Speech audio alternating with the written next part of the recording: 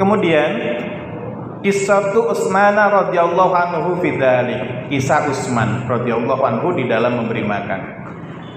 Wa akhraja Tabarani, dan dikeluarkan oleh Imam At-Tabarani an Abdullah bin Salam radhiyallahu anhu, dari Abdullah bin Salam radhiyallahu anhu, anna Nabiyya sallallahu alaihi wasallam ra'a Utsman radhiyallahu anhu yaqudu naqatan tahmilu daqiqan wa samanan wa aslan faqala sallallahu alaihi wasallam anih fa'anaha fada'a bi burmatin faja'ala fiha minas samani wal asali wad daqiq thumma amara fa'uqida tahtaha hatta nabija thumma qala kulu fa'akala minhu sallallahu alaihi wasallam thumma qala hadza syai'un yad'uhu ahlu farisha al-khabis kada fi jamil fawaid.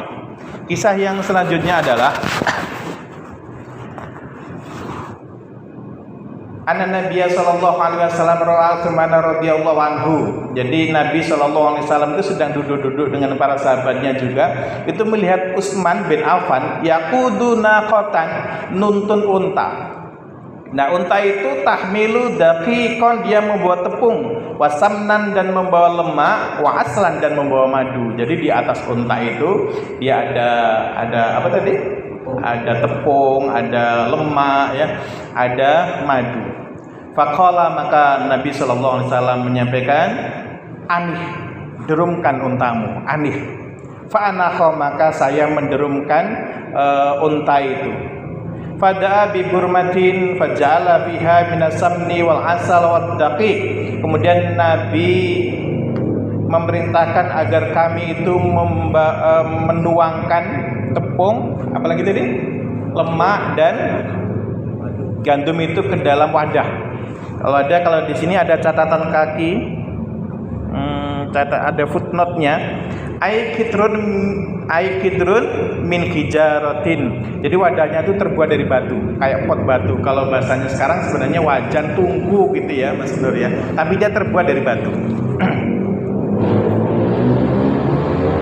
Tsumma amara fauqida tahtaha. Kemudian kami diperintahkan oleh Nabi untuk menghidupkan apinya di bawahnya tungku itu, hatta nadiha, kemudian sampai matang. Sampai matang. Tsumma qala, kemudian Rasulullah sallallahu alaihi wasallam menyampaikan, kulu, makanlah. Jadi Rasulullah setelah matang, para sahabat disuruh makan, kulu, makanlah. Fa akala minhu sallallahu alaihi wasallam, maka Rasulullah sallallahu alaihi wasallam juga ikut makan. Tsumma qala, kemudian beliau bersabda, hadza sayun yat'uhu ahlu faris al-khabis. Makanan ini adalah, kata Rasulullah, yang orang-orang bangsa Persia itu menyebutnya dengan al-khabis. Nah, jadi ini aslinya makanan asing ini, Pak. Makanan asing, bukan makanan ala Arab, bukan makanan ala para sahabat yang dibuat oleh Kanjeng Nabi itu.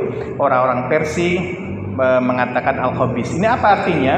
Kita boleh memakan atau buatan orang lain.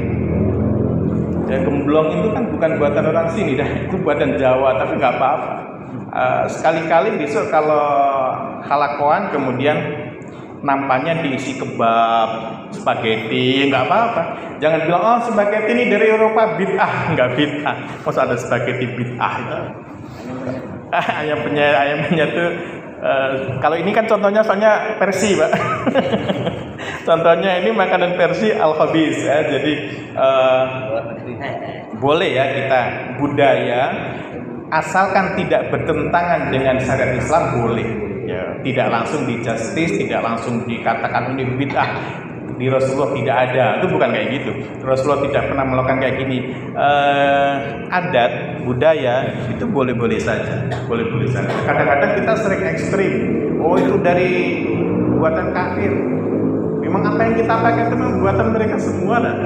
Contoh di jubah, kan jubah ini memang kainnya dari Indonesia, tapi bahannya bisa jadi Cina, gitu kan? HP kita dari orang kafir semua. Motor kita gitu ya. Jadi kalau HP motor tuh nggak ada yang kafir ya.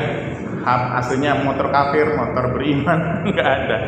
Jadi boleh-boleh saja kita gunakan budaya orang lain asalkan tidak bertentangan dengan syariat Islam. Nah itu bapak-bapak, ibu-ibu dan Rasulullah dan dalam hadis yang lain Rasulullah juga mau saja makan yang dihidangkan oleh wanita Yahudi kan gitu ya.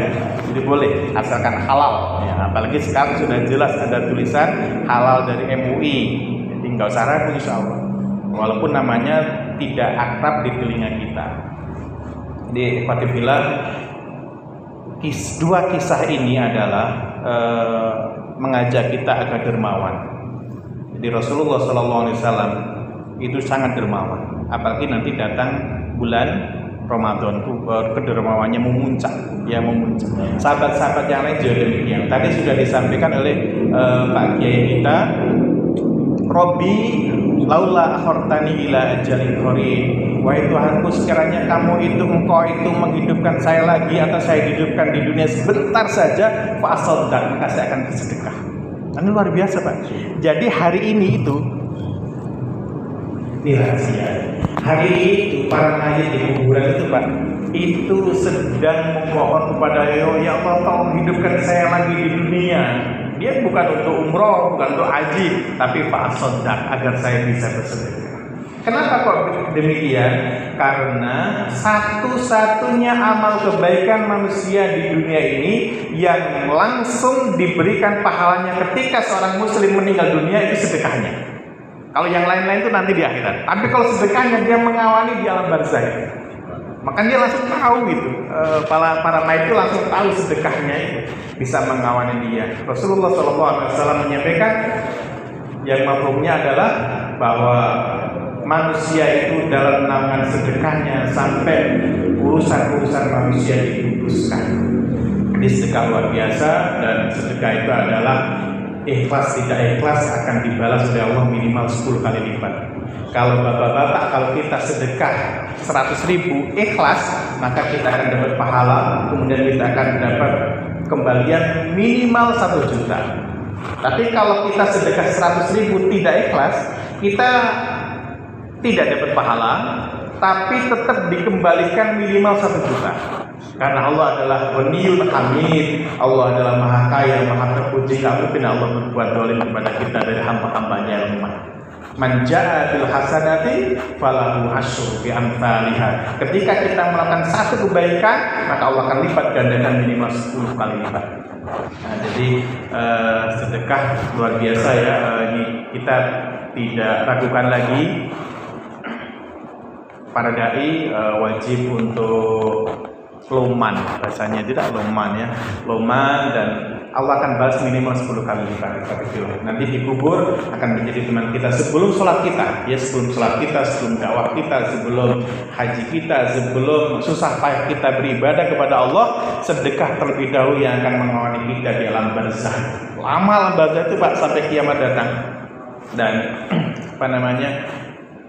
Ada 2 malaikat yang setiap hari turun. Setiap pagi Allah turunkan 2 malaikat ke langit dunia ini. Yang satu berdoa, Allahumma mumfikon khalafan. Ya Allah, gantilah rezeki orang-orang yang berinfak, gantilah rezeki orang-orang yang berderma. Dan yang satu lagi berdoa, Allahumma mumsikan talafan. Ya Allah, hancurkanlah hartanya orang-orang yang bakhil. Itu setiap pagi. Tidak alangkah indahnya ketika kita itu senantiasa memperoleh doa dari para malaikat Allah yang maksum. Insya Allah doanya akan dijawab. Alhamdulillahirabbil alamin. Subhanakallahumma wa bihamdika asyhadu an la ilaha illa anta astaghfiruka wa atubu ilaik.